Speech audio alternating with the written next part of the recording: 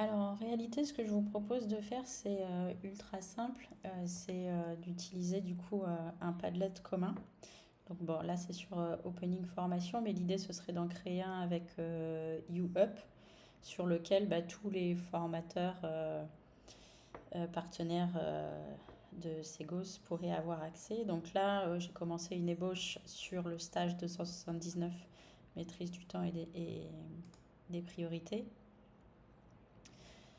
Ce qui pourrait être bien, c'est là dans le titre en fait.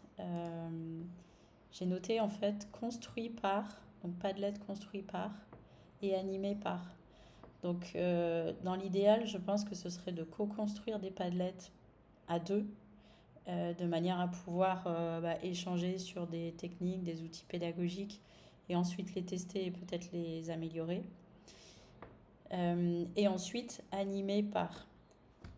Ce qui pourrait être intéressant, c'est que vu que je soulevais un peu la problématique du fond de salle qui fait perdre du temps, imaginons moi j'ai fait un fond de salle en fait pour la maîtrise du temps et des gestions des priorités.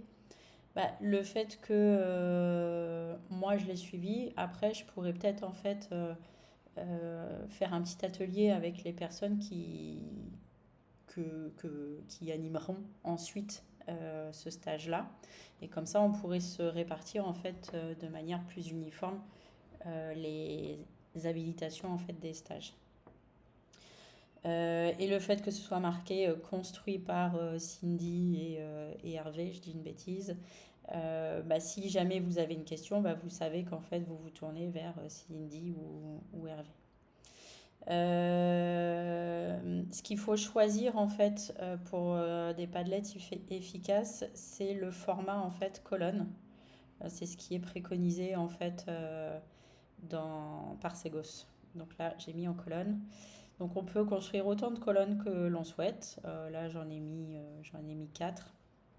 Et l'idéal, je pense que c'est pas forcément de mettre tout ce qui est noté dans le déroulé pédagogique, mais uniquement les activités et les fichiers qu'on doit envoyer aux apprenants. Parce que sur Teams, on ne peut pas en fait envoyer de fichiers. Du coup, c'est important en fait de les mettre dans le Padlet. Donc voilà, que vous dire d'autre en vrai, pas grand-chose. C'est un outil qui coûte vraiment pas cher puisque on a le droit à 3 Padlets déjà gratuitement.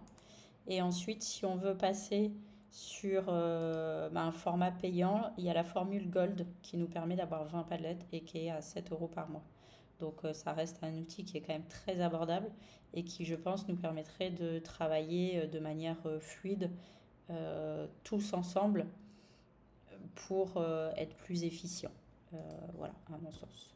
Donc n'hésitez pas à me faire un retour. Moi, pour ma part, je suis OK pour faire un premier atelier de co-construction pour construire le Padlet de ce stage 279.